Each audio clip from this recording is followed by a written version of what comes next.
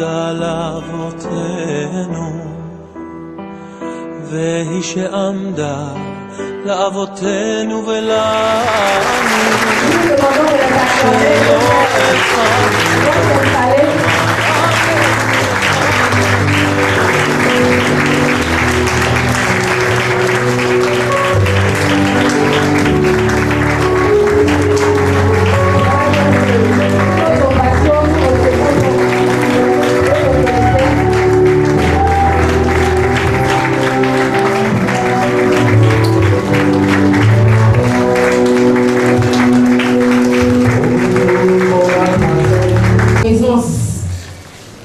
personnalités qui nous font l'honneur de rehausser cette activité.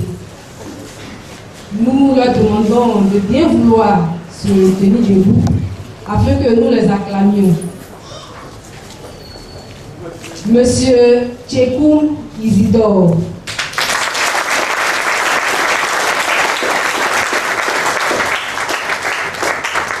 Donc, Monsieur Tchekoum Isidore est le chef du cabinet du maire de la commune de Djeboué et il est le représentant de monsieur le parrain. Donc merci.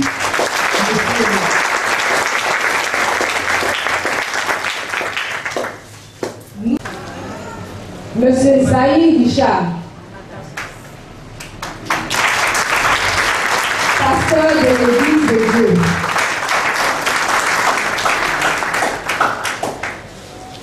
Monsieur Sil Bernard, pasteur de l'église Résurrection.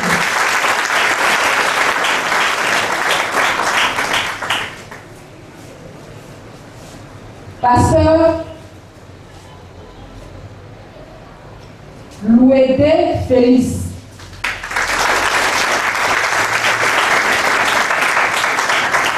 Pasteur Yéo Nestor.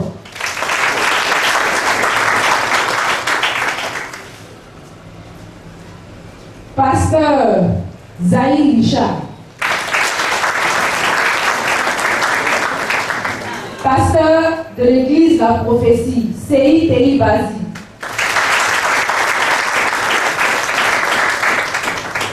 Pasteur de l'église La Prophétie encore, Yao Kadjo Emmanuel.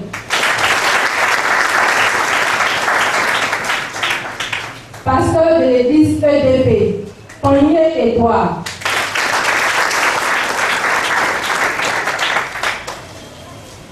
Pasteur de l'église Résurrection, Si Bernard. Bien, nous allons présenter maintenant des imams, nos autorités spirituelles qui ont bien voulu aussi effectuer le déplacement. Le El Hadj Amadou.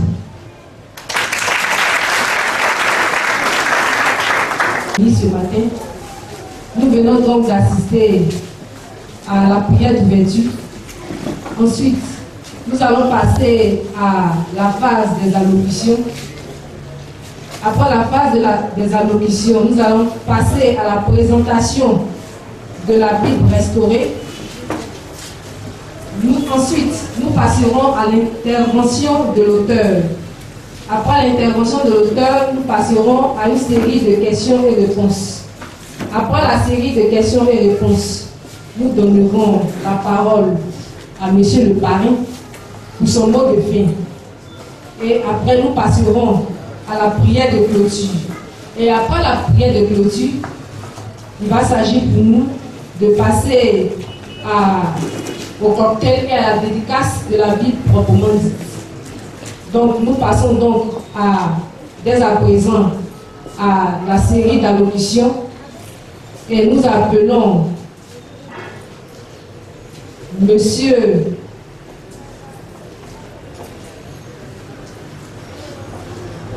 le représentant, nous appelons la présidente de l'ASTI pour son allocution.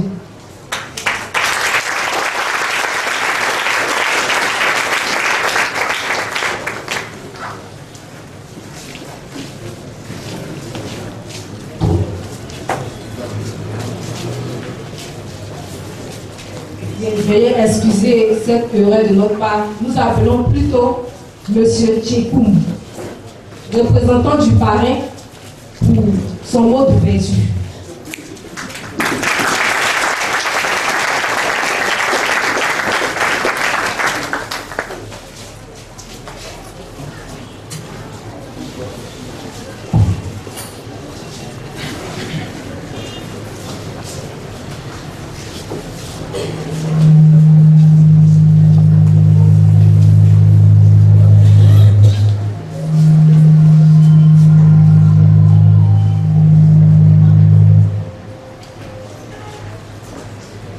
Frères et sœurs de l'association immigrée de l'Échoua Marcia, auguste personnalité autour de la table, honorables invités, honorables chefs traditionnels, mesdames et messieurs. Je voudrais tout d'abord, au nom de M. le maire de la commune de Dioukwé, que j'ai l'honneur de représenter à cette sympathique cérémonie de dédicace, vous adresser l'expression de mes chaleureuses salutations et vous souhaiter par la même occasion la cordiale bienvenue parmi nous.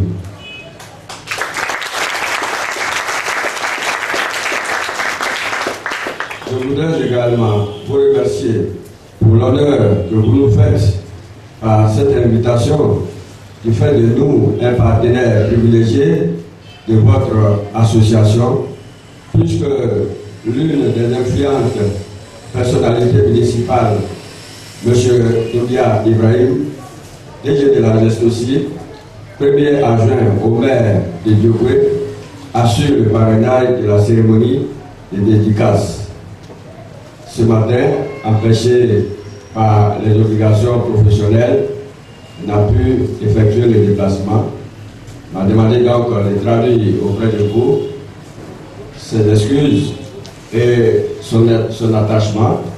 Et dans les instants qui vont certainement suivre, il se mettra en contact avec vous.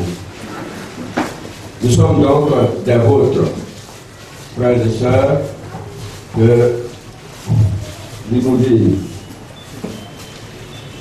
Nous sommes venus assister à une manifestation où la Sainte Bible, cette bibliothèque condensée de la parole de Dieu, sera magnifiée et nous serons bénis pour avoir la force de conduire le développement économique et social de notre cité.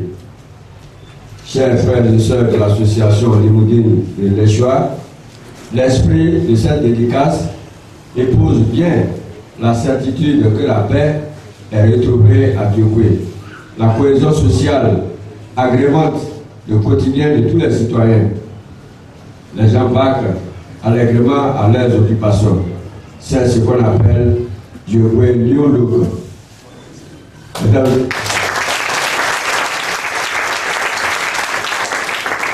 et messieurs les invités, merci de votre présence.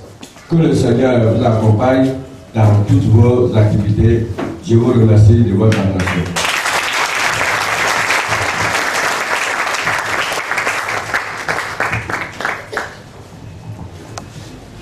Nous venons donc d'assister à la locution de bienvenue de M. Tchekou, représentant M. le parrain de cette cérémonie, M. Ibrahim Doumbia. Bien. Maintenant, nous appelons l'ASLI pour son allocution. Nous vous demandons de bien vouloir l'accompagner par vos acclamations.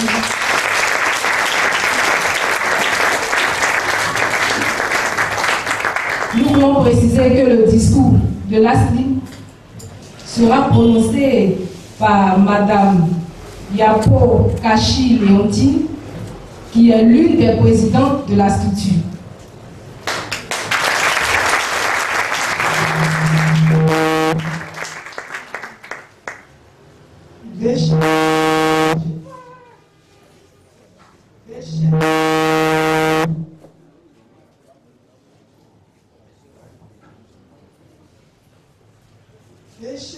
Yeshua HaMashiach.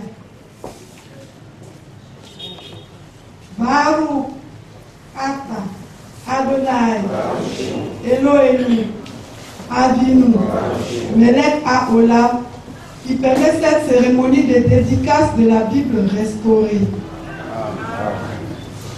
Monsieur Ibrahim Doumbia, DG de la Geste aussi, premier adjoint au maire de la commune de Diokoué, et parrain de la cérémonie, représenté par monsieur Tchekoum Isidore, chef de cabinet. Messieurs les pasteurs, messieurs les imams, honorables chefs coutumiers, messieurs et mesdames de la presse, honorables invités, chers frères et sœurs, shalom à toutes et à tous. L'association des sœurs Limoudot, en abrégé ASLIM, vous dit infiniment merci pour l'honneur que vous lui faites en honorant de votre auguste présence cette cérémonie de dédicace de la Bible restaurée. L'ASLIM est la structure qui regroupe toutes les sœurs de la communauté des Bénéi Elohim, Limoudim de Rabbi Yeshua HaMashiach. C'est une association cultuelle régie par la loi numéro 60-315 du 21 septembre 1960 relative aux associations. L'ASLIM a pour objet de contribuer à la propagation de la Bessora de Yeshua HaMashiach, contribuer à la libération et à la réalisation spirituelle de la femme, servir de cadre d'expression légale des sœurs du Moudot de Rabbi Yeshua HaMashiach, contribuer à l'équilibre de la famille et à l'éducation de l'enfant, contribuer à l'émergence d'une conscience spirituelle dans un monde enclin au matérialisme. C'est dans le cadre de sa mission que l'ASLIM organise cette cérémonie. Immense est notre joie que vous ayez répondu massivement à notre invitation. Nous ne saurons clore nos propos sans vous présenter les membres de la structure dirigeante de l'ASLIM. La structure est composée d'une présidence, d'un secrétariat, d'une trésorerie et d'un commissariat aux comptes. Les membres de la présidence: Madame Akaya Cécile,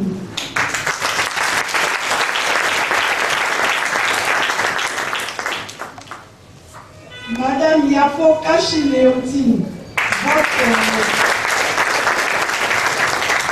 les membres du secrétariat: Madame Aïlia Abzo,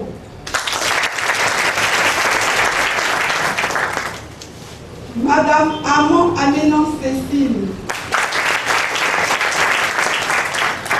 les membres de la trésorerie: Madame Ouattara Adiba, Madame Yeri Raymond Fernand Yao, Madame Poda Elisabeth, les membres du commissariat aux comptes: Madame Cabron Odette, Madame Djeneba Sissé, Auguste Assemblée. Pour mettre fin à nos propos, nous vous recommandons à la grâce d'Elohim Sébaoth, qu'Hachem Adonai, seul maître de l'univers et l'auteur de toute vie, vous multiplie ses faveurs. Bonne écoute, shalom.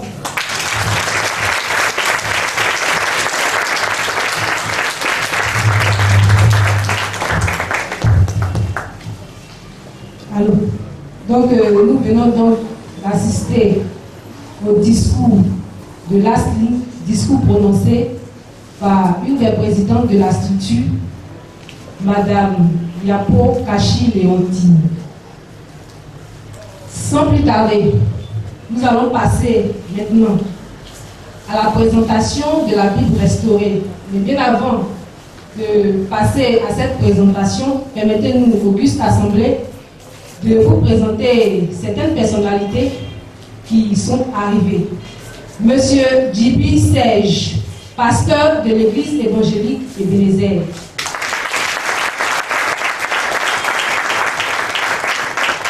Monsieur Fiade Kesso, pasteur de l'église MIPED.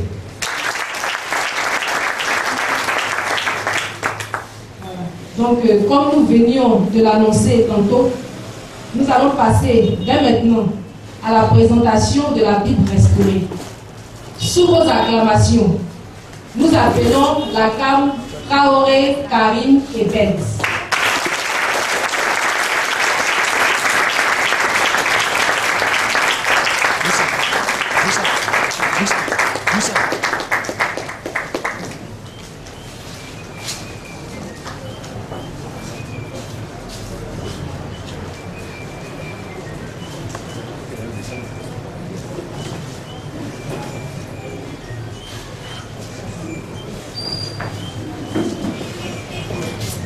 Voilà donc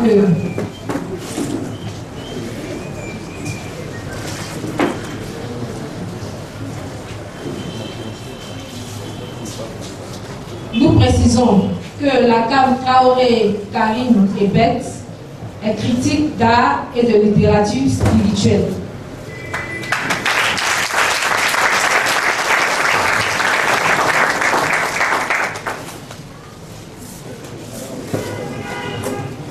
Michel Machida. Bien donc, je vais demander à la table de bien vouloir descendre puisque j'aurai à utiliser le diapo dans le cadre de mon intervention.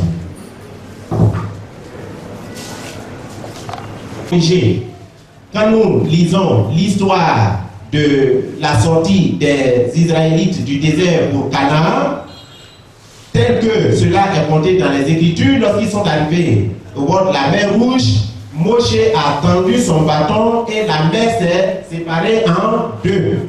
Et le peuple est passé entre les deux vagues, voilà, et il a rejoint la terre de Canaan.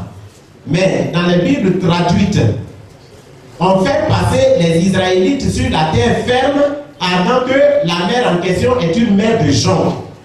Mais dans la Bible restaurée, cela a été corrigé en faisant passer les Israélites effectivement en pleine mer Rouge, comme les récits bibliques le témoignent. Voici donc, du point de vue de la présentation de la Bible restaurée, comment elle se présente dans son fond, dans sa forme et dans son fond. Sur ce, nous allons entamer la seconde partie, la justification de la restauration. Il s'agit pour nous ici de répondre à la question suivante.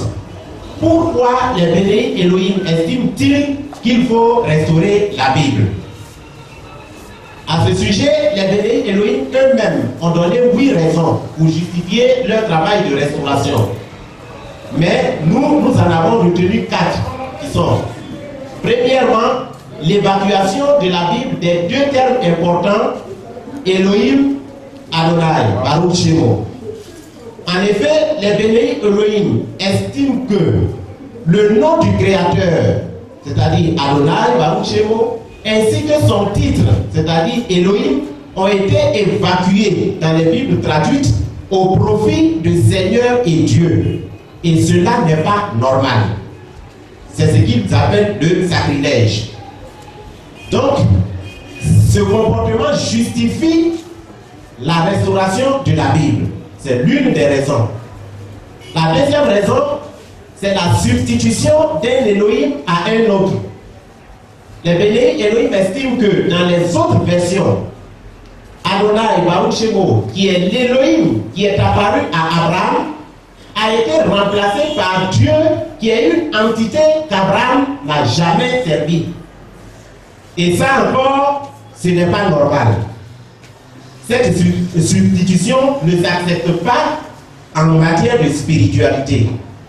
Voici la deuxième raison qui justifie la restauration de la Bible. La troisième raison, c'est le projet de Satan. Les bénis Elohim estiment que la restauration de la Bible est une œuvre pour contrer le projet de Satan, pour empêcher le projet de Satan. Et ce projet de Satan, il se présente comme si Satan veut se faire l'égal d'Adonai, Baruch Shemo, et même il veut le supplanter partout. C'est ainsi qu'il a tenté en vain d'occuper la place d'Adonai, Baruch Shemo, au ciel.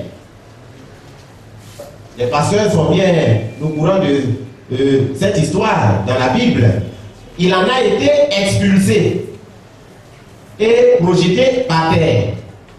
Et à terre, il a réussi pendant très longtemps à remplacer Adonai Baruch Shemo dans la Bible. Mais il vient d'en être expulsé avec la restauration de la Bible que les bénis Elohim ont réalisé.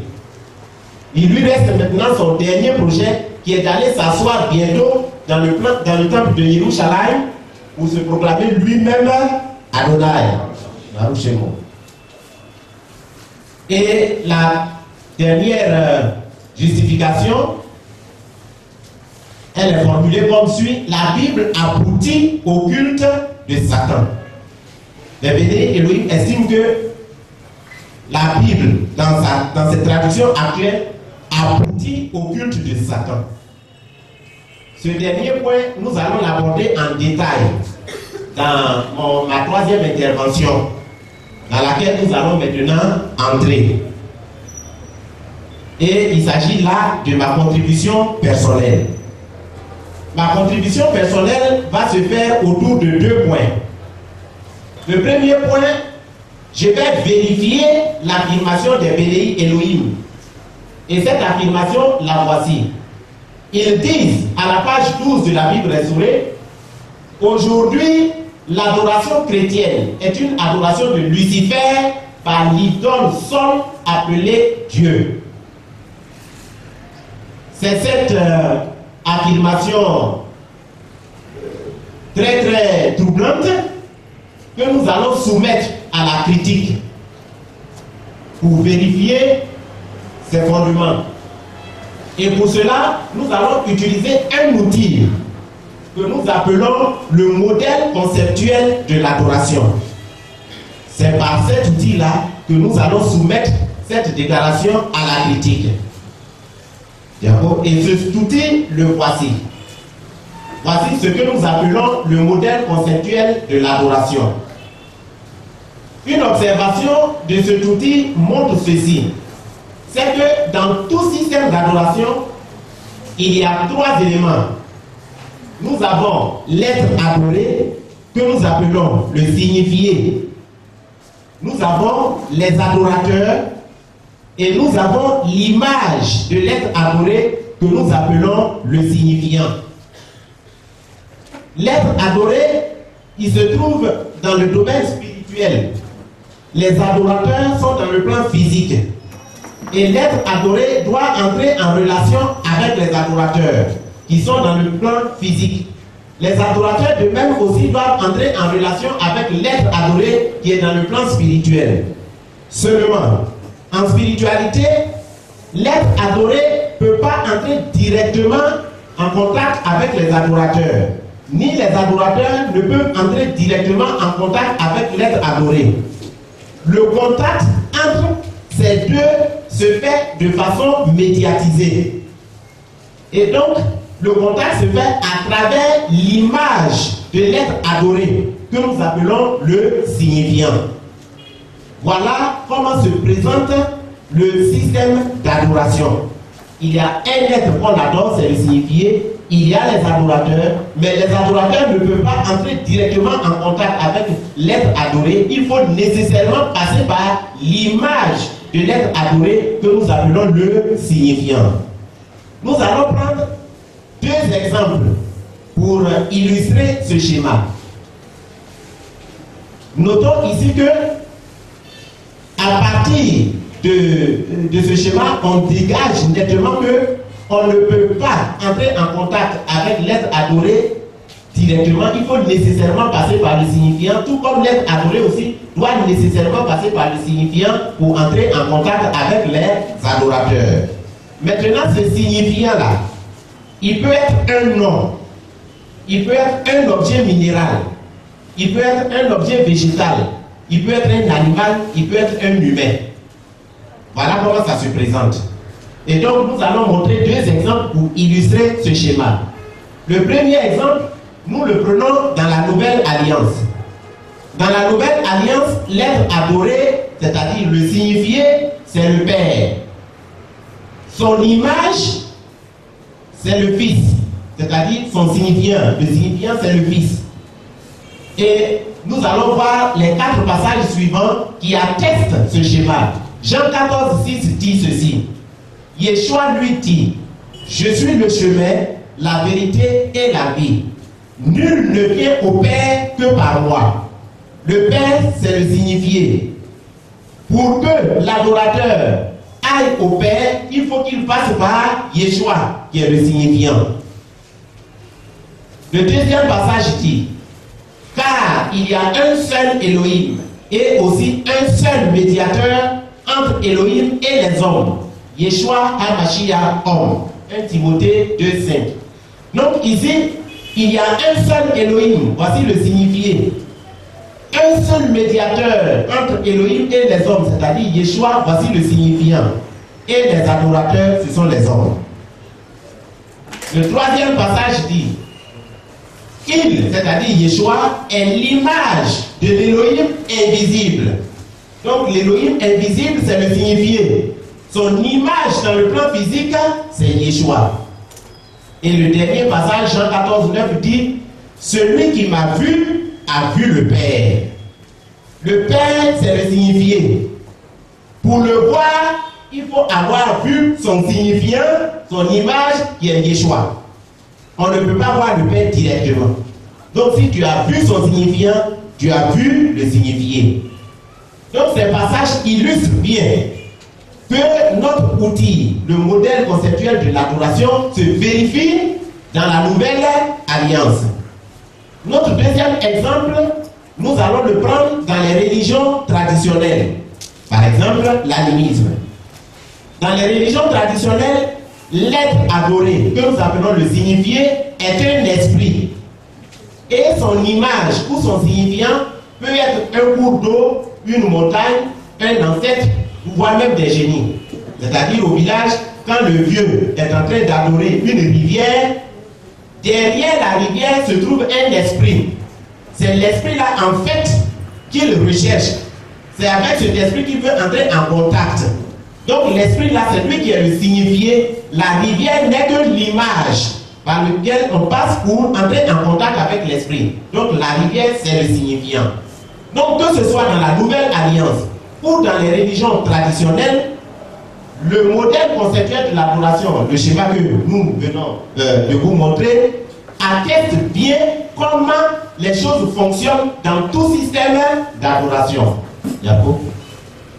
Donc, à partir de ce modèle, il sort clairement 2 lois, à savoir que toute entité spirituelle qui veut se faire adorer doit avoir nécessairement un signifiant qui va mettre à la disposition de ses potentiels adorateurs.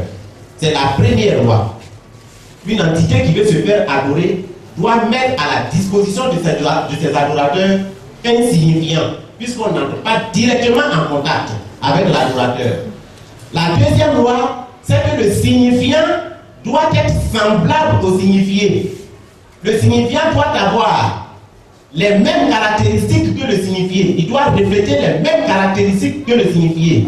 Par exemple, si le signifiant est de l'ordre du chaud, le signifié doit être par exemple le feu. Parce qu'il doit ressembler, le signifiant doit être du feu, il doit ressembler au signifié. Si le signifié est de l'ordre du froid, le signifiant doit être par exemple de l'eau. Parce qu'il doit refléter les mêmes caractéristiques que le signifié. Donc voici les 2 lois que nous dégageons à partir de ce modèle conceptuel. Maintenant, nous savons, en ayant toujours à l'esprit ces 2 lois, nous savons que Satan, il veut être adoré et qu'il est même adoré dans notre monde. Satan est adoré dans notre monde. D'ailleurs, dans la Bible, il a dit à Yeshua, il dit, voici toute la terre, c'est ma propriété, ça m'a été donné. Prosterne-toi et adore-moi. ça veut dire qu'il est adoré dans ce monde. Comme Satan est adoré dans ce monde, ça veut dire que Satan a nécessairement, dans le plan physique, un signifiant qui est son reflet. Donc la question maintenant est de savoir quel est le signifiant de Satan. Donc nous allons partir à la recherche du signifiant de Satan. Voici ce que Ésaïe 14:12 nous dit dans la description de Satan. Il est dit: te voilà tombé du ciel, astre brillant, fils de l'aurore. Dans cette phrase, nous avons deux choses qui concernent Satan et qui l'identifient. On dit: il est l'astre brillant et il est fils de l'aurore. Ça veut dire que Satan, c'est l'astre brillant qui sort de l'aurore. C'est l'astre brillant qui apparaît à l'aurore. Alors, à ce niveau, je voudrais me permettre de poser cette question à la foule. À votre avis, dans notre monde, quel est l'astre brillant qui apparaît à l'aurore?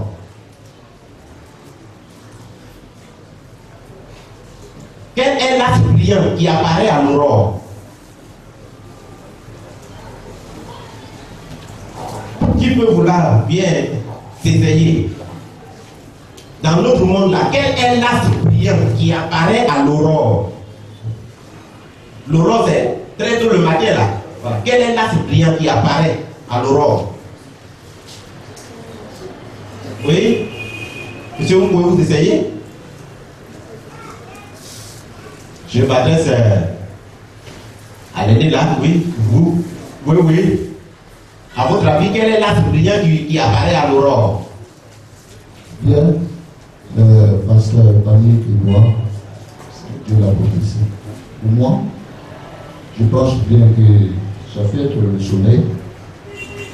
Merci. Je vous remercie. Effectivement, bravo.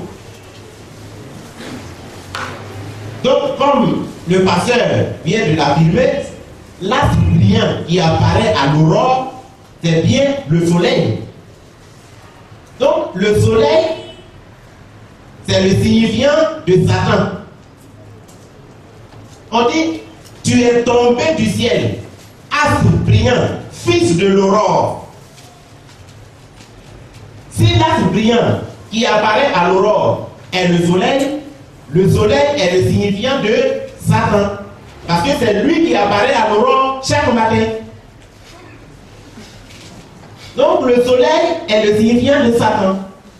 Rendre donc un culte au soleil, c'est adorer Satan. Quiconque rend un culte au soleil adore Satan.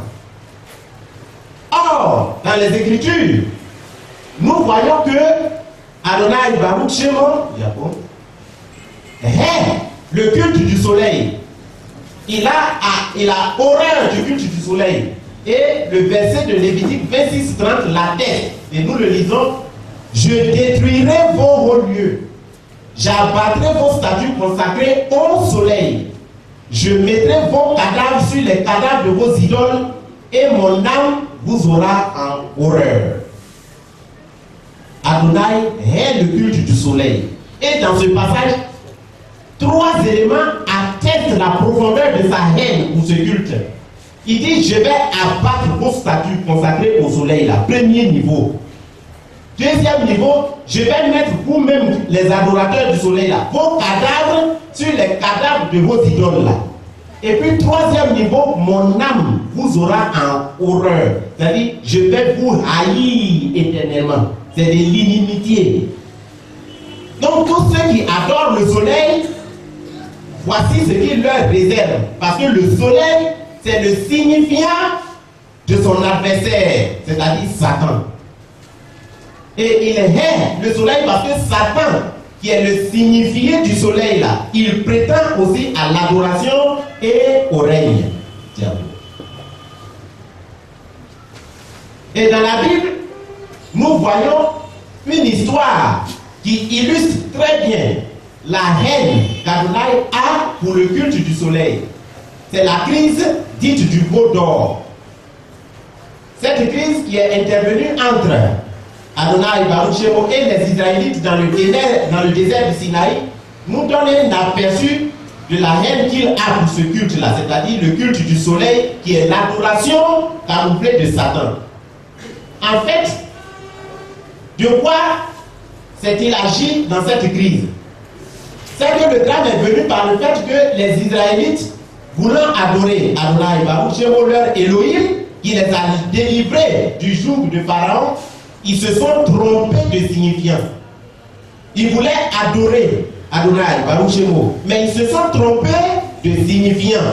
Quel est le signifiant qu'ils ont pris? Ils ont pris un signifiant dans lequel Adonai Baruch Shemo ne se reconnaissait pas. Et ce signifiant, c'était une divinité solaire égyptienne appelée la déesse Hapi. Que voici. En quoi ça là, ça reflète le Créateur? En quoi ça là, c'est caractéristique d'Hachem? Donc, de temps en temps, je dirais de temps en temps Hachem parce que le mot, son nom Adonai, il est sanctifié, il est sacré, on ne peut pas le prononcer tout le temps comme ça. Donc, je vais le remplacer par Hachem. Donc, quand vous entendrez Hachem, il s'agit de Adonai Baruch Shemo. Donc, en quoi ce signifiant reflète-t-il Hachem? Et c'est ça que les Israélites ont pris comme signifiant pour adorer Hachem. Et voici ce que Aaron a dit. Il dit, Israël, voici ton Elohim qui t'a fait sortir de l'Égypte. Celui qui t'a fait sortir de l'Égypte, le voici.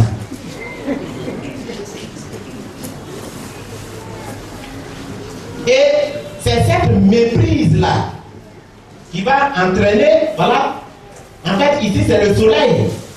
Voilà, c'est le soleil qui est là, sur la tête de la vache là. Donc c'est lui là qui a fait sortir Israël de l'Égypte. Donc c'est cette méprise, Jacob,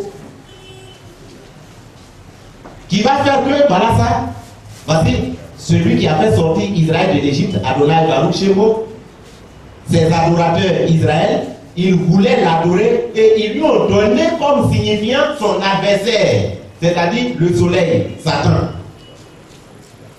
C'est vrai qu'Israël voulait sincèrement adorer Hachem. Mais le signifiant qu'ils se sont donné là, c'est ça qui était l'erreur. Parce que c'était l'adversaire d'Hachem. Donc par ce signifiant, au bout là, ce n'est plus Hachem qu'ils adorent, c'est Satan qu'ils adorent. Or Satan est l'adversaire d'Élohim. Donc cette attitude d'Israël lui a valu un jugement très très grave. Et donc ce jugement, le voici. Ce jour-là, il y a eu un génocide qui a fait 3000 morts au sein du peuple hébreu. Donc le fait que les Israélites voulaient sincèrement adorer Adonai Baruch Shemo, mais qu'ils se sont trompés de signifiant là, ça n'a pas attendri le cœur d'Hachem. Et ça, nous insistons là-dessus parce qu'il est important. C'est-à-dire que les Hébreux voulaient sincèrement adorer Hachem. Mais la sincérité n'était pas le critère. Le critère c'était quel signifiant tu prends pour venir l'adorer. Le signifiant qu'eux ont pris ici, c'était son adversaire. Donc Hachem n'a pas dit non, ils voulaient vraiment m'adorer, mais ils se sont trompés. Donc je peux non, non, non. Comme le résultat de votre signifiant, c'est l'adoration directement à Satan, vous-même, vous devenez des adorateurs de Satan. Donc aussi, mes ennemis, selon qu'il est écrit, je vais vous avoir en horreur. Donc ce jour-là, il y a eu 3000 morts. Parce que la faute était grave. Ils ont associé Hapi, qui est le signifiant de Satan, à Hachem. Donc, à partir de ça, nous nous posons maintenant la question de savoir qui est Dieu. Dans tout ça, donc, qui est Dieu? Voici ce qui est dit de Dieu. Le mot Dieu s'est glissé dans le français au 9e siècle. C'est un mot français, quand on dit Dieu, Dieu c'est en français. C'est au 9e siècle que ce mot-là s'est glissé dans la langue française. Mais avant cette période, ce mot n'existait pas dans cette langue-là. Avant le 9e siècle, le mot Dieu n'existait pas en français. Maintenant, les origines de Dieu, là, ça se rattache à une source indo-européenne. Et l'ancêtre lointain de Dieu, là, c'est le fameux Dei. C'est de Dei que vient Dieu. Dei est l'ancêtre de Dieu. Maintenant, qui est Dei? Dei était utilisé par les peuples primitifs en Europe pour exprimer la lumière du soleil. Les peuples primitifs en Europe, là, pour désigner, pour exprimer la lumière du soleil, ils disaient Dei. C'est Dei qui exprimait la lumière du soleil et puis d'autres phénomènes lumineux aussi qui étaient observés dans le ciel. C'est ça qu'ils appelaient Dei. Et quand vous allez sur le site internet que voici, nous lisons sur ce site-là, d'après le dictionnaire des racines des langues indo-européennes, la racine du mot Dieu est Dei. Et elle comporte l'idée de briller. C'est-à-dire Dieu là, ça vient de Dei. Et Dei là, ça comporte l'idée de briller. Voilà, dans la langue indo-européenne. Donc, de ce mot Dieu, il ressort 3 thèmes. Le premier thème, c'est Deiwo. Deiwo là, ça veut dire ciel. Ça veut dire lumineux. Ça veut dire soleil considéré comme une divinité, comme objet d'adoration. Donc quand le soleil a été considéré comme objet d'adoration, on l'a appelé Deiwo. Donc quand on dit Deiwo, ça veut dire soleil comme objet d'adoration. Et c'est ce mot Deiwo là qui a donné en grec Dios. Et c'est ce mot Dios en grec qui va donner en latin Deus. Et comme le français sort du latin, c'est Deus là qui va donner Dieu. Donc Dieu, diapo. Donc Dieu c'est Deiwo, c'est-à-dire soleil considéré comme une divinité. Le deuxième thème c'est Dieu. Dieu ça veut dire Dieu du jour lumineux. Et c'est Dieu là qui va donner en grec Zeus. Et Zeus là va donner en latin Youpater. Et en français Jupiter. Youpater ça veut dire le père du jour. Et le troisième thème c'est Dien, qui veut dire jour lumineux. Donc on peut dire que étymologiquement parlant, Dei, c'est-à-dire Dieu signifie lumière dans le ciel. Dieu là, ça veut dire lumière dans le ciel. Maintenant, cette lumière qui est dans le ciel là, ce n'est rien d'autre que le soleil. Cet astre qui brille le plus au firmament de la voûte céleste.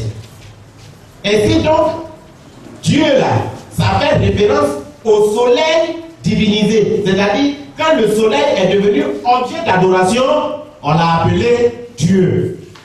Or, le soleil est le signifiant de Satan. Alors, si le soleil est le signifiant de Satan, et que Dieu là, c'est le soleil quand il est devenu objet d'adoration, alors adorer Dieu ou Dei ou Deus, c'est adorer Satan, qui est l'adversaire d'Adonai. Puisque Dieu c'est le soleil divinisé, qui est le signifiant de Satan. Donc, quiconque adore Dieu, adore le soleil, c'est-à-dire Satan. Alors, à partir de là, l'affirmation des bénis Elohim se trouve donc vérifiée. Et cette affirmation, la voici, quand ils disent aujourd'hui, l'adoration chrétienne est une adoration de Lucifer par l'idole Sol appelée Dieu, alors ça se trouve vérifié, puisque le christianisme adore Dieu. Dieu, c'est le soleil divinisé, et le soleil, c'est le signifiant de Satan. Donc le christianisme adore Satan. Comme Israël voulait adorer Adonai, mais ils se sont trompés de signifiant pour adorer la déesse Hapi. Donc le christianisme est une adoration de Lucifer par l'idole Sol appelée Dieu. Alors, à travers donc tout ceci, cette affirmation des bénis Elohim se trouve justifiée. Nous allons, en conclusion partielle, dégager 2 constats. Le premier constat, c'est que le soleil est le signifiant de Satan. Rendre un culte au soleil, c'est adorer Satan. Le deuxième constat, c'est que Dieu, c'est le soleil élevé au rang d'objet d'adoration. Donc le soleil élevé au rang d'Élohim. On déduit donc par là que adorer Dieu, c'est adorer Satan, l'adversaire d'Adonai. Puisque Dieu, c'est le soleil élevé au rang d'adoration. Et il est le signifiant de Satan. Donc en conclusion, ce que les bédéis Elohim ont dit, ont fait comme déclaration, comme affirmation, se trouve vérifié, à savoir, aujourd'hui, l'adoration chrétienne est une adoration de Lucifer par l'idole Sol appelée Dieu. À partir de là, nous allons maintenant entrer dans le second point de ma contribution. Et ce second point m'ont conduit à ceci. Mes recherches m'ont également conduit au fait que ce n'est pas seulement la religion chrétienne qui est infectée par le culte solaire, mais le monde tout entier. Le culte solaire, ce n'est pas seulement le christianisme qui en est infecté, mais le monde tout entier. Et donc, je vais vous inviter à regarder les clichés suivants pour vous rendre compte du fait que le culte solaire a été pratiqué par tous les peuples de la terre et il continue même de l'être aujourd'hui par des millions d'individus. Donc nous allons voir le culte solaire à travers le monde, de l'Antiquité à nos jours. Nous commençons en Afrique. Au XIVe siècle, en Égypte, avant Jésus-Christ, le soleil était adoré là-bas sous le nom de Aton. Donc Aton, c'est la déification du soleil. Et vous voyez bien que le soleil ici est représenté par un disque solaire. Et il a de longs bras au bout desquels se trouvent des mains. Et voici les adorateurs qui lui apportent des offrandes. Donc le soleil était adoré en Égypte au XIVe siècle. Nous continuons. Nous arrivons en Amérique au XIIIe siècle après Jésus-Christ. Chez le peuple Inca, le soleil était adoré sous le nom de Inti. Inti, c'est la manifestation Inca du soleil. Il est représenté par un disque solaire à face humaine. Vous voyez ici, voilà. Le soleil est représenté ici par un disque à face humaine et il est entouré de rayons lumineux. Donc voici comment le soleil était adoré en Amérique chez le peuple Inca sous le nom de Inti. Nous continuons. Nous arrivons en Grèce au IVe siècle avant Jésus-Christ. Là-bas, les Grecs adoraient le soleil sous le nom de Hélios. Et là encore, il a un visage humain avec des rayons tout autour. Et on l'a appelé Hélios. C'est Hélios là que les Romains ont identifié à la divinité Sol. Voilà. C'est le même soleil qui est là. Donc au IVe siècle en Grèce, le soleil était également adoré sous le nom de Hélios. On continue. Toujours en Grèce, il y avait le fameux colosse de Rhodes. Lui, il représentait Hélios. Et à cette divinité, on offrait les animaux blancs comme des bœufs, des chevaux, voilà, etc. On lui consacrait ça. Et son culte là, à Rome, était assimilé à celui de Sol. Et il était célébré le 8 août. Voilà. C'est Hélios là qui est là, qui est appelé ici Colosse de Rhodes. Et à Rome, il était appelé Sol. Et on le célébrait le 8 août. C'est le même soleil. Vous voyez le soleil là encore ici. On continue.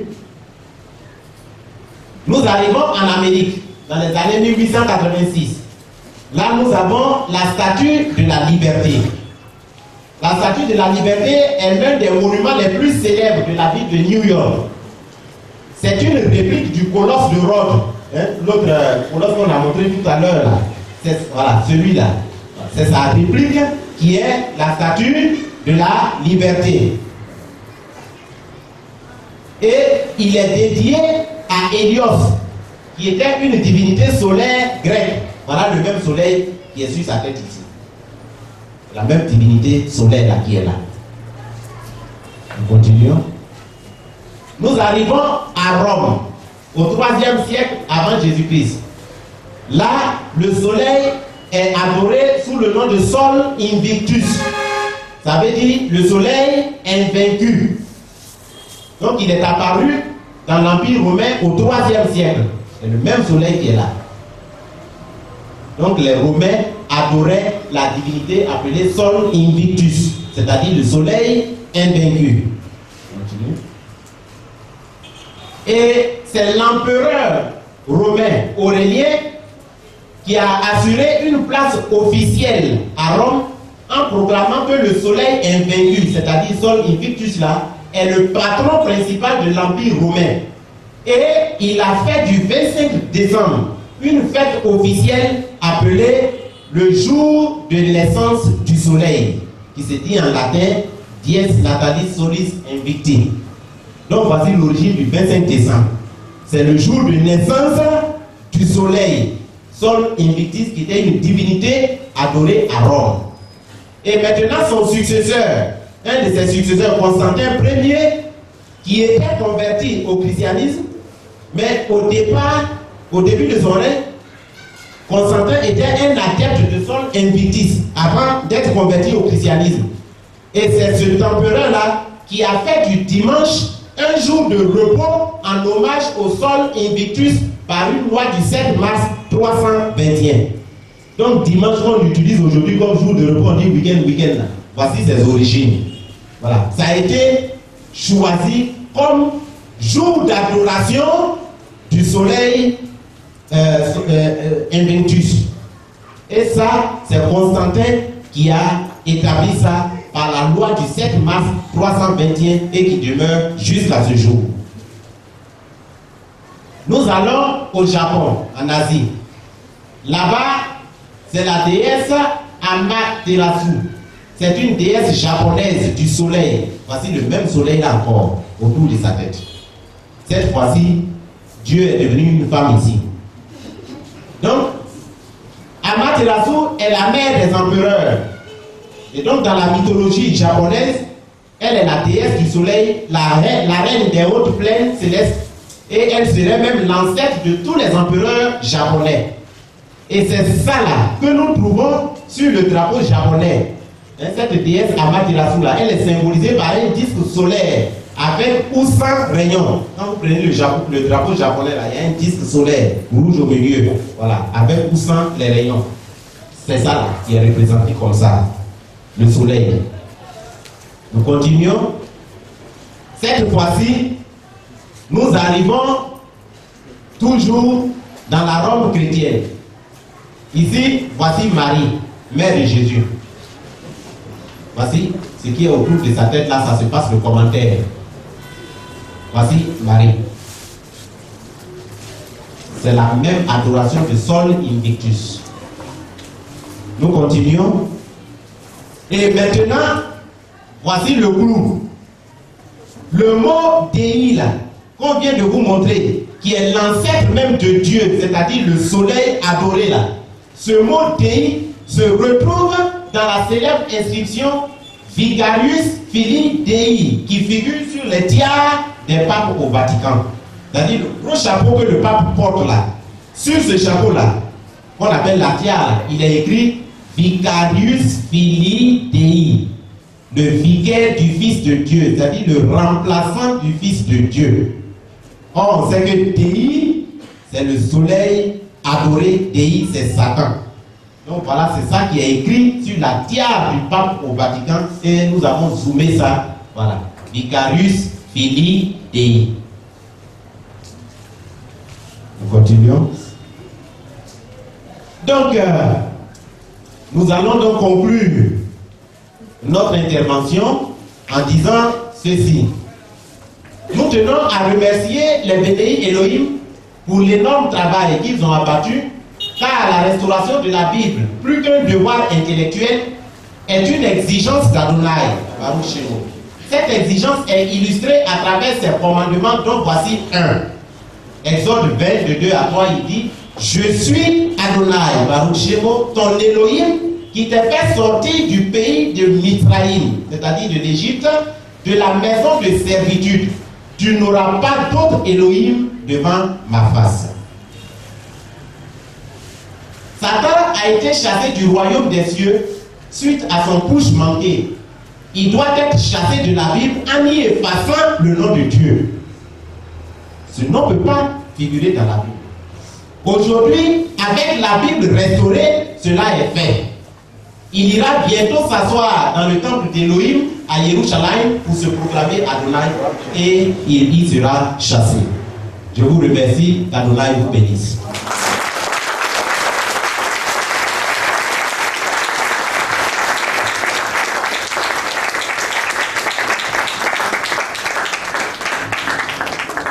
Restauré par le critique d'art et de littérature spirituelle, Lakam Kaoré Karim Ebed, que nous vous demandons encore une fois d'ovationner.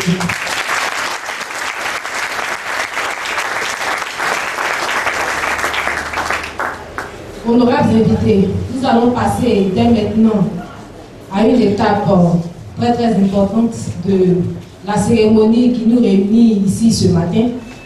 Et nous allons passer donc à l'intervention de l'auteur de la Bible restaurée. Donc, sous vos acclamations, mesdames et messieurs,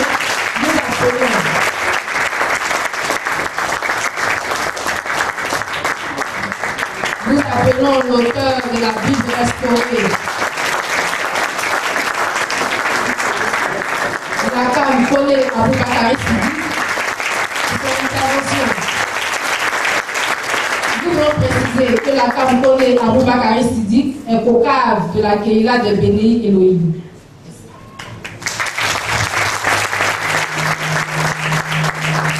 Michel Yeshua Amassia. Donc, s'attaquer à un livre de près de 1800 pages, ça ne se fait pas quand on veut présenter. Alors c'est qu'il doit avoir un problème très sérieux quand on s'occupe d'un livre comme ça. Et surtout que ce n'est pas un livre d'un numéro. Alors, nous voulons faire la lumière sur la traduction. Ensemble, nous voyons ce qui n'a pas marché dedans et les gens se sont égarés. Parce que la critique fondamentale que nous faisons, pour nous, c'est la traduction qui n'a pas marché par la méthodologie que les traducteurs ont utilisée. Voilà. Donc c'est comme quelqu'un qui passe 7 jours, il vient attraper des mouches, mais il ne fait que verser du vinaigre. Il n'aura rien du tout. Je crois que c'est ce qui a dû se passer. Donc, nous nous situons donc au niveau de la Bible. On n'est pas dans les églises. Dans les églises, c'est la doctrine, c'est l'enseignement. Chaque pasteur, chaque communauté produit sa doctrine pour enseigner. Il a ses écoles, ses enseignements. Ça, ils sont libres. Et le fidèle doit se soumettre à l'enseignement de son église. S'il n'est pas d'accord, ils sont là. Alors, on va rester dedans et puis dire que pourquoi on enterre le mort les pieds en haut. Voilà, si tu es dedans et que l'enseignement dit qu'on doit enterrer les morts les pieds en haut, quand tu vas vouloir t'enterrer les pieds en haut. Voilà, donc c'est le choix qu'on fait. Donc nous sommes au-delà des églises et dans la Bible.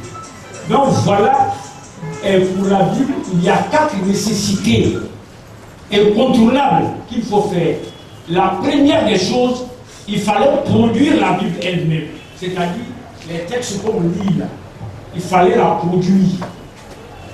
Donc une période de production de la Bible a commencé. Le Nouveau Testament, la période de production s'est arrêtée avant l'an 170. Les grosses prédications ont été de Massia lui-même. Il a prêché l'évangile. Les apôtres ont suivi. Ils ont écrit leur histoire qu'on appelle les actes des apôtres. Ils ont adressé des lettres à leurs collaborateurs que nous retrouvons dans les textes. Jusqu'à l'an 70, cette activité est finie. Maintenant, le temple étant cassé à l'an 70, il fallait construire le texte biblique. La Bible que nous avons là. Les textes n'ont été arrêtés qu'en 419, c'est-à-dire avant l'an 419, il n'y a pas d'accord sur les textes bibliques. Parce que nous, je donne un livre ramassé en main, on dit, on a la Bible. Avant 419, ça n'existait pas. Donc les gens écrivaient, c'est-à-dire que tu reçois Matthieu, tu le copies, et puis à l'autre, tu achètes une copie, et les gens vivaient comme ça. Comme les producteurs avaient le choix d'écrire sur le papyrus ou bien le parchemin, le papyrus c'était les papiers là, le parchemin c'est les peaux là. Les peaux pouvaient tuer. Comme c'est cher, ils n'écrivaient pas dessus, c'est sur des papiers. Donc quand ça vieillit là, tu copies, et puis tu te débarrasses de l'ancien. Donc il n'y a pas de copie primitive des textes bibliques. Celui qui dit qu'il a là, il ment. Voilà, c'est des copies, et nos Bibles sont des copies. On ne sait même pas pour qui on a ramassé et qu'on a pris comme copie. Voilà, souvent, un s'arrêtait là, puis copier, il dictait à 20 personnes. Voilà, puis copier, ça s'en va. Donc, à cette période-là, le temple étant cassé, les disciples du Messie qui étaient là, notre maître a dit que ce temple-là allait se casser. C'est lui le Messie. Donc, les Juifs se sont regroupés. Ils ont dit pour eux, c'est clair. À partir de Malachie, le Saint-Esprit a quitté Israël. Donc, il n'y a plus de prophète en Israël. C'est ainsi qu'on a pu reconnaître Jean-Baptiste. Parce que Jean-Baptiste était un prophète de l'Ancien Testament. Il a vécu avec les Juifs et les gens le considéraient comme prophète. Mais ces textes n'ont pas été gardés. Parce qu'ils voulaient se protéger. Ils se sentaient attaqués par ceux qui ont fait, dit-on, le christianisme. Donc, ils ont bloqué ça et ils ont dit, pour eux, c'est fini. Leur prophète, là, c'est fini. Ceux qui ont prophète, ça, c'est pour tout pays. Mais plus pour Israël. En Israël, donc,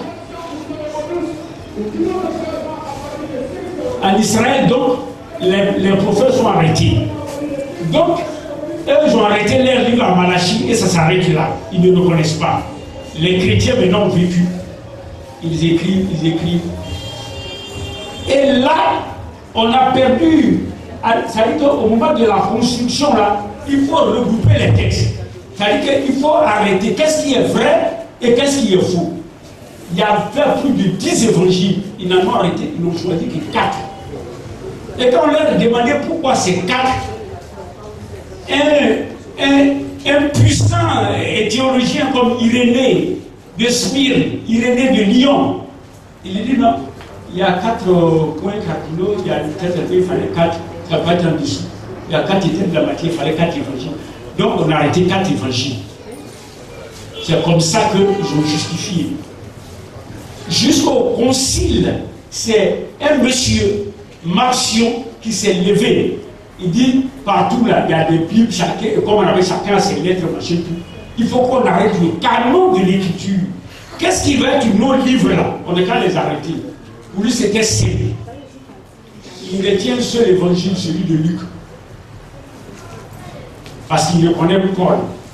Donc il retient les lettres de Paul. Et les lettres de Paul sur les 14, il n'en avait trouvé que 10. Et la lettre aux Éphésiens, il appelait sa lettre aux Laodicéens. Ceux qui lisent la Bible, Paul le dit. Nous avons lisé la lettre de Laodicéens, faites lire tant. Mais la lettre de l'Épître aux Laodicéens n'est pas dans notre Bible. Pour Marcion, le livre aux Éphésiens, c'était la lettre de Laodicéens. Donc, lui, il a dit c'est ça. Voilà ce qu'il retient donc. Les lettres de Paul, l'évangile de Luc, et comment on appelle. Donc, il va et il ne reconnaît pas l'Ancien Testament. C'est-à-dire que si les gens avaient reconnu ça, ce serait notre Bible. Et nos prédicateurs aujourd'hui allaient condamner l'Ancien Testament. Ils allaient trouver dans leurs prédications que le démon est caché dedans. Voilà ce qu'ils allaient trouver. Quand il allait, le pape l'a exterminé totalement. Il y a un autre qui a dit, mais comment vous pouvez prendre 4 évangiles, ils ne disent pas la même chose, et puis certains se contredisent. Donc, ça c'est... on va faire un évangile. Donc, il a pris celui de Luc, comme l'évangile. Si Matthieu dit quelque chose de contraire, il enlève ça. S'il dit quelque chose de nouveau qui n'est pas contraire, il ajoute. Il prend pour Marc. Donc, il a créé l'évangile unique, le diatérason. Donc, le Tassien, lui, il a fait ça. mais de concile à concile, ils ont retenu les lettres qui circulaient. Et l'avant-dernier concile avait rejeté l'Apocalypse, le livre de Pierre, et comme on appelle les livres de Jean, c'est-à-dire tout ce qui n'est pas adressé à des communautés d'avait rejeté. C'est au dernier concile finalement qu'ils ont accepté. Et ça, c'est le travail de l'Église catholique. C'est eux qui ont arrêté les canons, parce que le protestantisme va commencer à naître au XIIe siècle. Mais quand ils ont arrêté les textes au IVe siècle, la Bible n'était pas là. Ça veut dire que voici les textes qui sont autoritaires. Mais ce n'était pas encore sous forme de Bible. Il faut, et quand ils l'ont fait, juste un des empereurs, Domitien, il va demander de brûler même tous les documents des chrétiens. Donc eux, maintenant, certains ont pu cacher, ils donnaient le faux.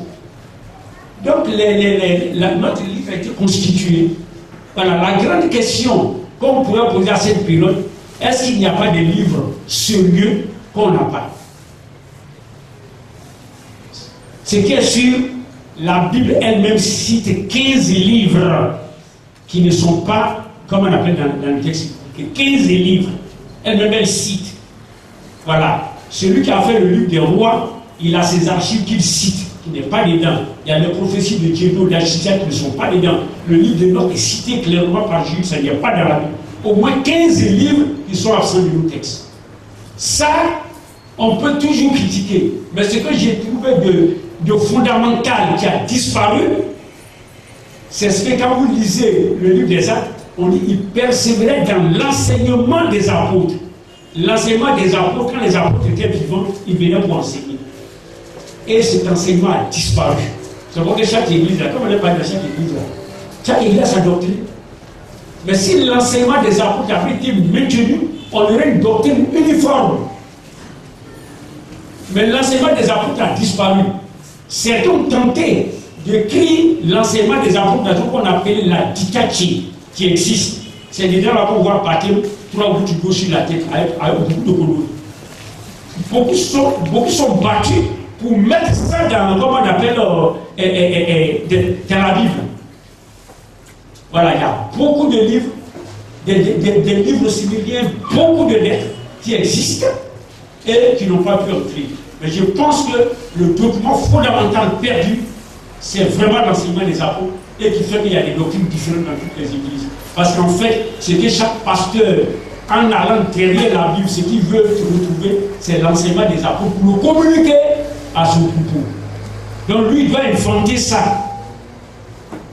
Ce n'est pas un petit travail. Merci à vous, pasteur. Donc, les traducteurs, ça y est là, il faut traduire. La traduction est importante. Parce que nous avons perdu dans nos églises une pratique importante. La Bible doit se lire en communauté. C'est au cours d'une lecture que Massia s'est levé et puis il a lu le texte d'Ésaïe, il a dit aujourd'hui cette parole s'est accomplie. On ne lit plus, on ne fait pas de livre collectif. Quand vous voyez là de la Bible, on dit Moïse est lu dans les synagogues chaque sabbat.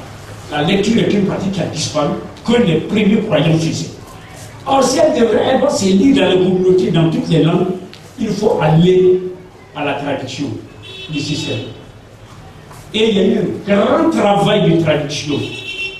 Et à l'an 2000 déjà, on avait la Bible traduite en 2000 langues. Mais les langues que les linguistes ont recensées dans le monde, c'est 6000 langues. La Bible est traduite en 2000 langues. Donc ils ont fait un travail immense de traduction. On les a persécutés, on les a fait souffrir. Voilà. Ils nous ont pensé, quand Ségon a fini sa traduction, on lui a dit n'a qu'à changer quelques vocabulaires, parce qu'il ne voulait pas cette histoire. Les gens disent non, il faut enlever sacrificateur dans ton texte. Parce que nous, on est à l'église, on ne fait plus de sacrifice. Il faut remplacer. Mais s'ils avaient regardé les musulmans à côté, ils verraient que les musulmans font 5 prières par jour, les juifs font 3 prières. C'est la prière qui a remplacé le sacrifice. Il faut enlever. Ils ont demandé, c'est quoi résister. Il a dit que s'il meurt, peut-être qu'ils vont faire avec lui. Sa production est finie en 1880. 5 ans après 85 ans, souverain le congrès de Berlin, Simon est mort. Donc, d'autres ont tenté. Kendall a voulu faire, on l'a attrapé, on a mis sur le bûcher, on l'a brûlé. Ils ont achevé après lui. Ils ont beaucoup souffert. L'un des derniers, c'est le professeur Cohen, Alfred Cohen. Quand il a lu la Bible de Martin, parce que Martin, quand il était en Allemagne, il a vu que la Bible existait en allemand, mais le français, l'allemand était trop lourd. Il voulait une Bible que tout le monde lise pour comprendre. Donc quand il fait une phrase, il va au marché, près de la vendeuse. Ça, quand il va dire ça comme en allemand, il retourne et puis il met ça. Il le insulte, critiqué, machin, tout. Alfred Cohen a dit en Cassio, nos Bibles en français sont trop lourdes. C'est difficile. Il faut souvent être universitaire pour comprendre. Il a décidé de faire en français, c'est en français courant. Lui et ses camarades sont regroupés. Ils ont fait la Bible du Semeur. Les géniaux qui distribuent la Bible cadeau là, ils ont voulu prendre pour publier. Mais quand les gens ont récupéré la Bible de Cohen, Cohen m'a regretté. Ils l'ont emmené aux enfers d'abord, avant de le faire sortir. C'est bon là, on a dit que c'est une démon. Donc, toutes les traductions étaient critiquées. Ce n'est pas à moi de lancer la pierre à des traducteurs. C'est pour laisser la Bible sang, pour avoir la Bible plus. Mais c'est que quand on a produit comme ça, et que les gens ont produit, ils ont prêché, et qu'on a rassemblé, on a construit, que ça va dans d'autres langues qu'on traduit. Maintenant, les gens font des révisions. Donc, nos Bibles n'ont pas besoin de révision, mais de correction, de restauration, et c'est ce qu'on a tenté de faire. Et c'est une première dans le monde.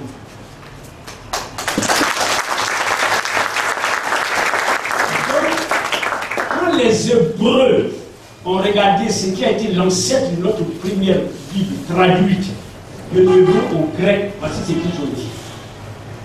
Le jour où la Torah fut traduite en grec pour le roi Ptolémée, fut aussi mauvais pour Israël que le jour où le veau d'or fut fabriqué.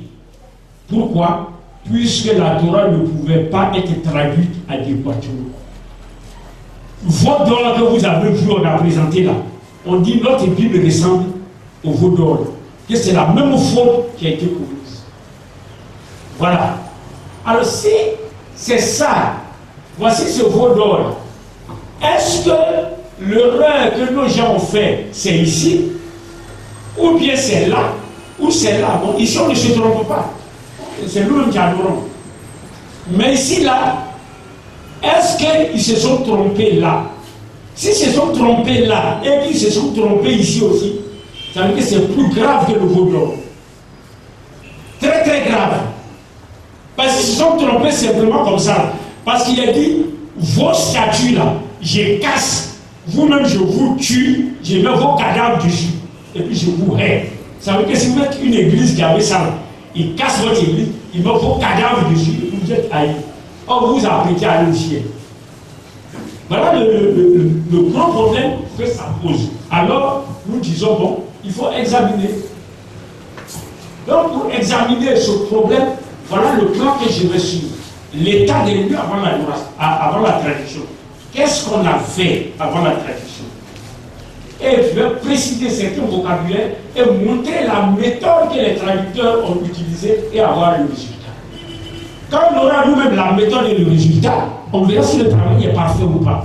Et ensuite, nous allons discuter ce résultat et montrer la Bible restaurer ses problèmes, ses méthodes et ses résultats.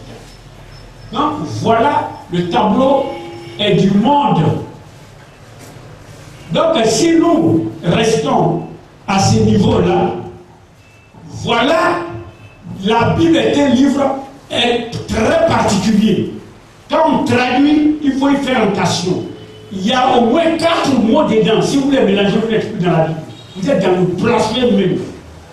Voici ces 4 mots-là. Le premier, c'est le titre, Elohim. Elohim signifie celui qui a créé tout sans matière première. Donc si vous n'avez rien créé, vous ne pouvez pas avoir ce titre. Donc lui dit, c'est lui qui a créé le ciel, la terre et ce qui le renferme. Donc on ne peut pas donner son titre là à quelqu'un. Et ce titre n'est dans aucune langue de la terre. Ça n'existe pas.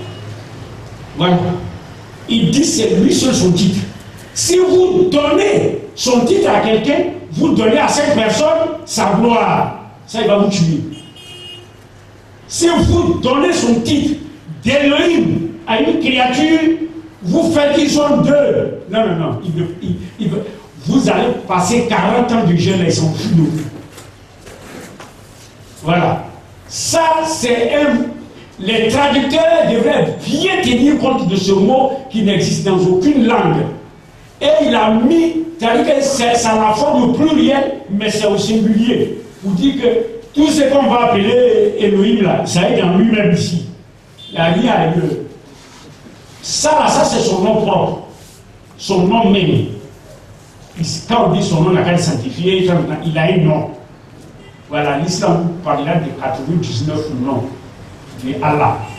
Mais l'autre nom, il doit exclure. Ça, c'est son nom là. On ne peut pas le prononcer. C'est donné en consonne, en hébreu. Et quand Moïse allait sur la montagne, lui-même, il a écrit de son nom. Il a écrit de sa main, puis il lui a donné. Il est venu avec ça. Aucune tribu sur la terre n'a ça.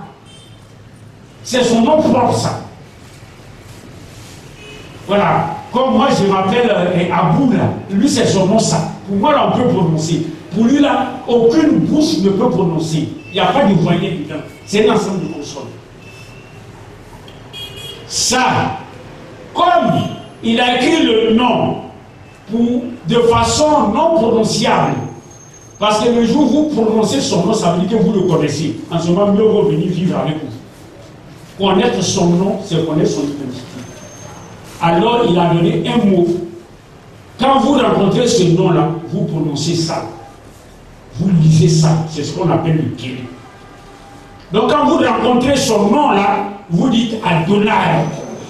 Maintenant, quand vous dites Adonai, ça veut dire que vous respectez ce nom. Au lieu de dire son nom, vous dites Adonai. Ça aussi, ce n'est dans aucune langue. C'est-à-dire que c'est le mot de supériorité, de grand respect qui n'est dans aucune langue. Et comme il remplace le nom, lui il dit de l'adorer en esprit, en âme, de tout notre corps. Quand on prononce ce nom Adonai, soit vous fléchissez les genoux, parce que tout genou fléchit en son nom, ou alors vous bénissez, vous dites Baruch Hu, c'est-à-dire qu'il soit béni, ou Baruch Shemo, que son nom n'a qu'à être béni. Donc chaque fois qu'un hébreu ou quoi attendra ce nom-là, Adonai, on attendrait Baruch Shemo, Baruch Hu, etc. Pourquoi le nom n'a qu'à être béni? Il n'existe dans aucune autre langue. Et maintenant, voilà ce qui existe. Adon. Adon, là, c'est lui qui veut dire Kurios en grec. Dominus, Seigneur. C'est-à-dire que c'est le nom qu'on a, le titre de Seigneur qu'on accorde à l'être humain. C'est ce nom-là qui était, ce titre de Adon-là qui a été donné à Yeshua, à Massia. L'Adon de Yeshua, Massia. Donc, vous voyez, vous aurez Adonai Elohim. Voilà ce que vous allez avoir. Adonai Elohim. Vous pouvez avoir Kurios Théo ou Dominus Dei ou Seigneur Dieu. Le jour où vous dites Seigneur Elohim, c'est-à-dire que vous avez utilisé le mot Adon là pour les hommes, là. Vous avez utilisé ça pour vous êtes dans le blasphème, ça ne vous en fait pas. Le jour où vous ouvrez la bouche pour dire Seigneur Elohim, c'est du blasphème. Parce que lui ne veut pas être appelé de ce nom-là. Voici son Seigneur là ici. Adonai Elohim. Quelqu'un vient dire Dominus Elohim, c'est un blasphémateur. Quelqu'un qui dit Dominus Dei, son blasphème c'est 2 fois. Parce qu'on a pris celui-là pour le remplacer. Et un élément inutile, vous venez de voir, on dit Dei c'est le soleil. C'est-à-dire qu'on a pris Dei pour le remplacer. Et Dominus, le mot Adon, on a pris pour faire Seigneur Dieu. Quand vous prenez la Bible, Seigneur Dieu, comment on dit Seigneur Dieu créa les cieux et la terre, Seigneur Dieu. Voilà le blasphème qui pue à l'entrée de la Bible. Rien faire avec ça. Le mot Seigneur, on n'applique pas au Créateur. C'est pour les hommes, pour le tyran, le despote. Il vient du terme dominus, avoir le dominium. C'est ce que les empereurs ont. Tu as l'impérium, voilà qui est le dominium, tu peux appeler Seigneur. Voilà. C'est les femmes qui regardent beaucoup de télévision là, la Hacienda là, le maître de la Hacienda là, c'est le Seigneur. Voilà, le maître de la Hacienda était Seigneur. Et ça, vous n'allez pas comparer Elohim au maître de la Hacienda quand même. Alors, chaque fois qu'on dit Seigneur, Dieu, qu'on croit que Dieu c'est lui là. Voilà le péché qu'on fait, le blasphème mortel qu'on fait. Ça veut dire qu'un croyant sérieux qui a la lumière ne peut pas utiliser Adam, Kurios, Dominus, Seigneur, pour appeler Elohim. Ce n'est pas possible. Donc, voilà les termes qui lui sont liés. Elohim, maintenant, les trois là sont la même chose. Dei là, c'est lui qui est Dieu, c'est lui qui est Théos. Et quand vous regardez, le titre c'est Dei, le nom c'est Dei. Dès l'instant où ça devient comme ça là, c'est un concept, la personne n'existe plus. Donc Dieu est devenu un concept. Voilà, juste un symbole, c'est-à-dire que si vous êtes un grand voleur, vous devenez le Dieu des voleurs. Voilà, si vous devenez un grand agriculteur, vous devenez le Dieu des agriculteurs. Donc ce Dieu-là, il n'existe plus, c'est un concept. Vous aurez des dieux, mais Dieu là, si vous sortez dans la rue pour chercher l'homme là, vous ne le trouverez pas. Il faut quelqu'un de noir, clair, grand, machin, c'est pas possible. Il devient un concept. Le jour où Elohim devient concept, vous l'avez tué. C'est une lettre. Donc voilà ça. Vous voyez que le titre est la même chose. Ça ne se passe pas comme ça dans la Bible. Et puis, comme il doit être respecté, comme on ne doit pas dire son nom, il a une kéri.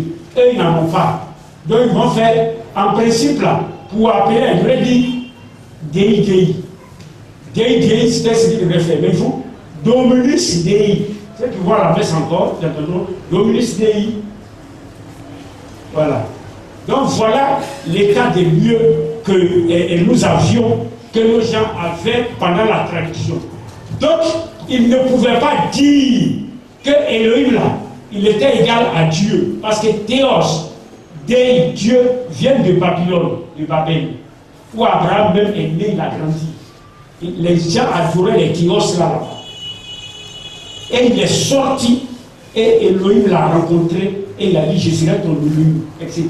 Ce sont ces enfants qui ont constitué la famille d'Israël, et l'Elohim, la Mecque en Israël, c'est grâce à Yeshua Massia qui va venir dans le monde. Je ne sais pas si vous voyez, il est l'ami de quelqu'un, il est dans la famille de quelqu'un, il est dans une nation, et par Yeshua il va au monde. Donc on ne peut pas nous dire que cet Elohim-là était chez les Grecs, que c'était quand. Parce qu'au moment où Abraham était avec lui là, cela existait.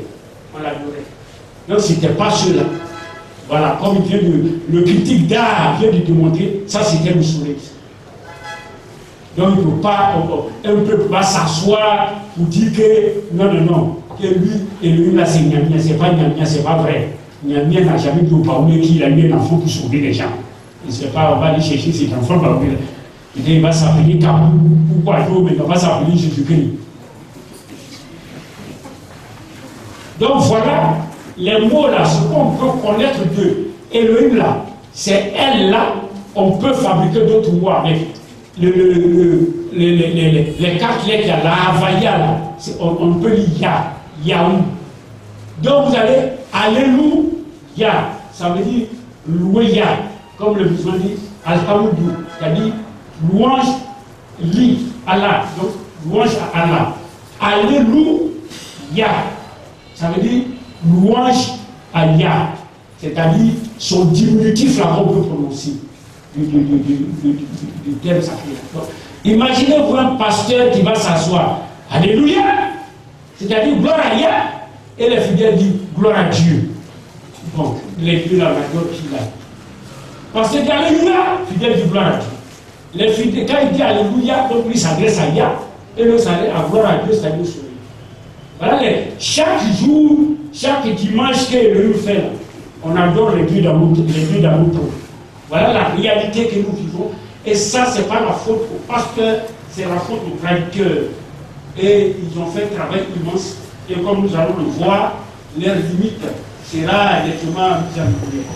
Donc ici, vous avez Emmanuel, c'est-à-dire Elohim est avec nous. Gabriel. Voilà, et tout. Dieu là pour lui là c'est dit. Vous voyez, vous avez les dits. Dit ça veut dire Dieu. Les c'est lune. Ça veut dire que la déesse lune. Mardi, Dieu Mars. mais je dis Dieu Mercure, ça veut dire Dieu Saturne. Dimanche, là c'est clair. Les Anglais disent Sunday, le jour du soleil. Donc le Seigneur, quand on dit le jour du Seigneur, c'est-à-dire le jour du Seigneur soleil. Voilà ce que nous obtenons avec nos jours. Donc tous nos jours sont liés à des démons, à des astres. Et ça, c'est la faute des traducteurs. Maintenant, voilà les mots que nous allons préciser. Quand on traduit, on fait passer un message, une information d'une langue à une autre. Pour le faire, on a deux voies. Soit c'est de façon littérale, c'est ce que Darby a fait, c'est ce que Chouraki a fait. Ça, c'est facile. Darby a fait son Nouveau Testament en 3 mois, c'était fini. Chouraki, toute la Bible compris, avec les livres apocryphes qu'il a mis dedans. Il a fait avec, pendant 9 mois, c'était fini. Voilà, ça, un ordinateur peut faire ça. Vous mettez dedans, traduis-moi en allemand qui sort la Bible en allemand. Voilà. Maintenant, la traduction fonctionnelle, là, passer, c'est-à-dire que prendre l'idée et faire traverser, c'est là qui est difficile. C'est moi, après 6 ans, pour faire la Bible. Voilà. Et c'est sur ce modèle-là que les Alfred Cohen ont fait la Bible du Seigneur.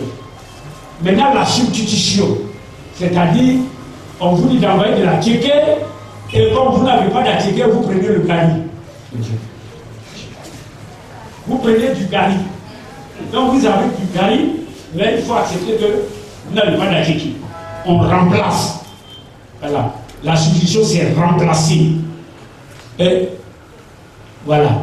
Maintenant, la substitution, donc, vous remplacez, comment on appelle, chose. Maintenant, le troisième mot, ça c'est l'importation. Voilà. C'est-à-dire, le mot n'existe pas. Voilà, ce n'est pas les Djoula qui ont fabriqué la télévision. Ils ne vont pas chercher le mot télévision dans Djoula. Ils vont prendre une télévision à côté dans Djoula. La télévision fait. Voilà, ils ne vont pas fabriquer. Ce n'est pas possible. Toute langue fait comme ça. Quand on ne peut pas faire, on importe. Les noms sont comme ça. Voilà, je m'appelle Abou.